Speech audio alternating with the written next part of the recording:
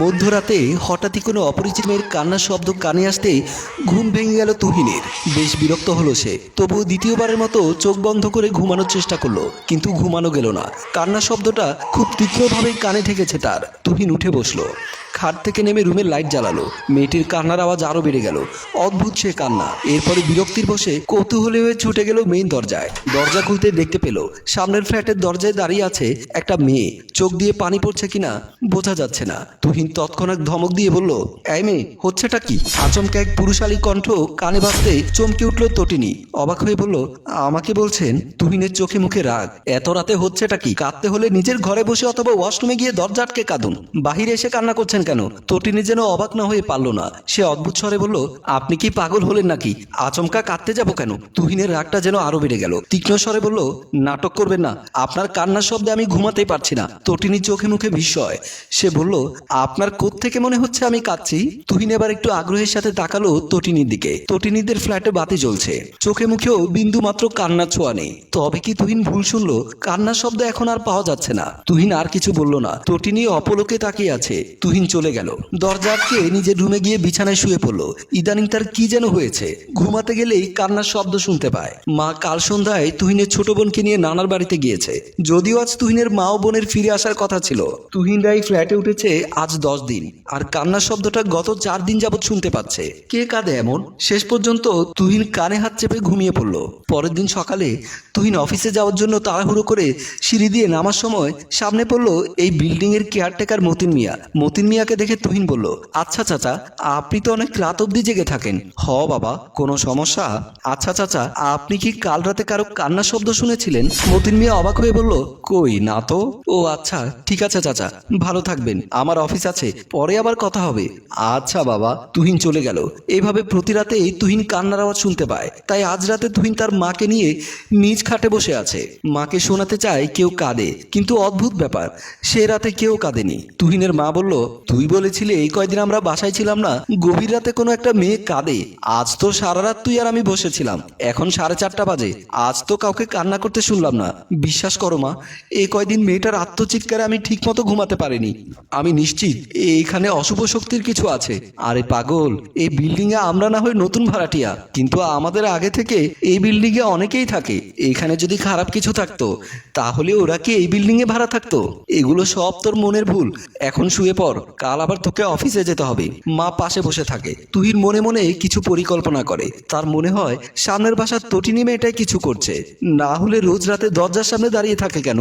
পরের দিন অর্ণব অফিস থেকে বাসায় আসার সময় দেখে তটিনী তাদের বাসার সামনে দাঁড়িয়ে আছে। অর্ণব তটিনীকে দেখেও না দেখার ভান করে রুমের ভেতরে ঢুকে যেতে চাইলে তটিনী পেছন থেকে ডাক দেয়, হ্যালো, আমাকে কিছু বলছেন? এখানে যেহেতু আপনি ছাড়া আর কেউ নেই, তাহলে নিশ্চয়ই আপনাকেই বলছি। কি বলবেন বলুন। গত রাতে কি কান্নার আওয়াজ শুনতে পেয়েছিলেন? না। তাহলে নিশ্চয়ই ওই দিন আপনি ইচ্ছে করে আমার সাথে ঝগড়াটা করেছিলেন। এখন সরি বলুন। এখন আমার বিন্দু মাত্র আপনার সাথে কথা বলার ইচ্ছে নেই, তাই সরি বলারও কোনো প্রয়োজন মনে করছি না। এই বলে অর্ণব বাসায় ঢুকে গেল। এখন মধ্যরাত। তুহিন তাদের ড্রয়িং রুম সহ পুরো রুমের লাইট বন্ধ করে ফেলেছে, যাতে বাহির থেকে মনে হয় সে ঘুমিয়ে গেছে। তারপর ড্রয়িং রুমে প্রায়চারি করতে লাগলো। আজ তাকে ধরতেই হবে। মাঝরাতে কে কাঁদে? তুহিন দরজার আইহোল দিয়ে বাহিরে তাকায়, তেমন কাউকে দেখা যাচ্ছে না। কিছু সময় যায়, হঠাৎই অপর পাশে দরজা খোলার শব্দ পেল। আবারও তুহিন আইহোল দিয়ে দেখতে লাগলো। দেখলো তটিনী দরজা খুলে হাতে একটা ছোট্ট মিউজিক সিস্টেম নিয়ে বাহিরে এসে দাঁড়ালো তটিনী। এর কিছুক্ষণ পরে সেটা চালু করতেই একটা মেয়ের কান্নার স্বর শোনা যাচ্ছে। তুহিন আর বুঝতে বাকি রইল না এতদিন যাবৎ কে কেঁদেছিল। তুহিন দরজা খুলে বের হতেই চমকে উঠলো তটিনী। তুহিন তটিনীর কাছে এসে বলল, ইউ ইডিয়েট গার্ল, তার মানে রোজ রাতে আপনি এ বদমাইশি করেন? তটিনীর বুক সমেত কেঁপে উঠলো। তবে কি সে ধরা পড়ে গেল? তটিনী দ্রুত মিউজিক সিস্টেম বন্ধ করে ফেললো। আমতা আমতা করে বলল, না মানে, বেশি কথা বললে একদম দাঁত ভেঙে দেব। এটা কোন ধরনের বেয়াদবি? আমি আসলে, আর একটা কথা বললে আমি আপনার বাসায় চলে আসবো। অসভ্য মেয়ে, রোজ রাতে মশকরা হচ্ছে আমার সাথে। তটিনী চুপ হয়ে গেল, কি বলবে বুঝতে পারছে না। তুহিন ধমক দিয়ে বলল, আমি আপনাকে কাল দেখে নেব, অভদ্র মেয়ে কোথাকার। আর যদি কান্নার শব্দ কানে আসে তবে আমি আপনার নামে পুলিশের কাছে শব্দ দূষণের মামলা করব।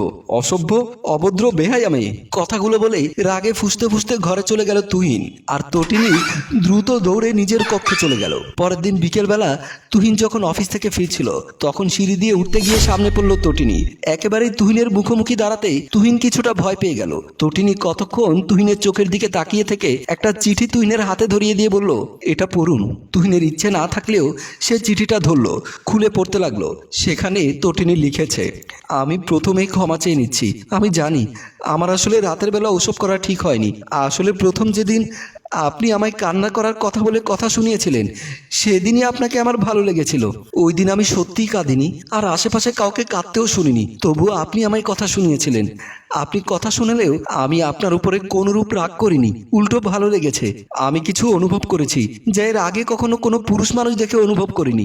এরপর আমি আপনাকে বহু জায়গায় দেখেছি, কখনো রতন মামার চায়ের দোকানে, কখনো পার্কে হাঁটতে, কখনো ছাদে, কখনো বা আপনার মায়ের সাথে মার্কেটে। এই দেখতে দেখতে কবে যে আপনাকে ভালোবেসে ফেলেছি আমি বুঝতেই পারিনি। আমি খুব করে চাইতাম আপনার সাথে কথা বলতে, কিন্তু সেভাবে কখনো সুযোগ হয়ে উঠছিল না। আপনার কণ্ঠ শোনার জন্য আমি অস্থির হয়ে উঠেছিলাম। তাই আর কি রাতের বেলা আমি দুঃখিত। আপনার ধমকে কথা বলাতে আমি প্রেমে পড়েছি, তাই এমনটা করেছি আপনার ধমক শোনার জন্য। ইতি, তটিনী। পুরো চিঠি পড়ে স্তব্ধ বনে তাকিয়ে রইল তুহিন তটিনীর দিকে। এই মেয়েকে পাগল ছাড়া আর কিছু মনে হচ্ছে না তার। তুহিন ধমকের স্বরে প্রশ্ন করলো, ভালোবাসো আমায়? তটিনী সাহস করে উপর নিচ মাথা নাড়ল। তুহিন কিছু সময় চুপ থেকে আচমকাই হেসে উঠল।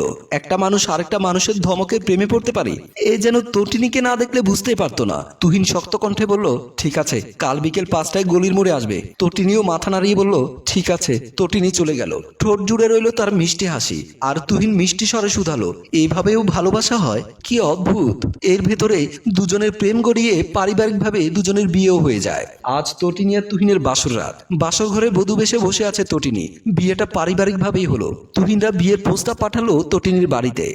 যেহেতু তুহিন একজন সরকারি কর্মকর্তা, দেখতে শুনতে সুদর্শন, তাই খুব একটা বেগ পেতে হলো না এই ক্ষেত্রে। পারিবারিকভাবেই স্বল্প আয়োজনে বিয়েটা সম্পন্ন করা হলো তটিনী আর তুহিনের। রাত তখন 12:30। বধূ বেশে বিছানায় বসে আছে তটিনী। লাল টুকটুকে শাড়িতে তাকে খুব চমৎকার দেখাচ্ছে। মুখের ঘোমটা সরিয়ে বলে, ভালোবাসি। তটিনী মুচকি হেসে জানায়, আমিও। আর রাতে পাগলামি করবে তুমি? ওসব তো কবেই ছেড়েছি। তুমি আস্ত একটা পাগল। আপনার জন্যই তো সবকিছু এত দ্রুত হয়ে যাবে সেটা আমি কল্পনাও করিনি। আপনি মানুষটা এত ভালো যে বাবা বারণ করার বাহানাই পেলেন না, শুধু কথা বলে বাসরাত পার করে দেবে। আর কিছু পাবো না? আমার লজ্জা করছে।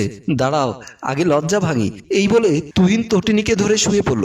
এর মধ্যে হঠাৎ দরজার ওপাশ থেকে আবারও সে অদ্ভুত কান্নার শব্দ এলো।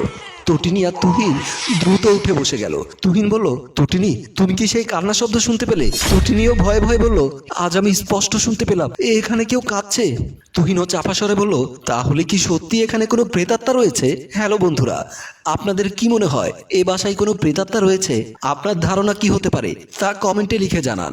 আপনাদের মতামতের উপরে ভিত্তি করে আমরা এই গল্পের দ্বিতীয় পর্ব নিয়ে খুব শীঘ্রই এই পেজে হাজির হব। ততক্ষণ পর্যন্ত ভালো থাকবেন। আর গল্পটি ভালো লাগলে অবশ্যই ভিডিওটি শেয়ার করে দিয়ে আমাদেরকে সহযোগিতা করবেন। ধন্যবাদ।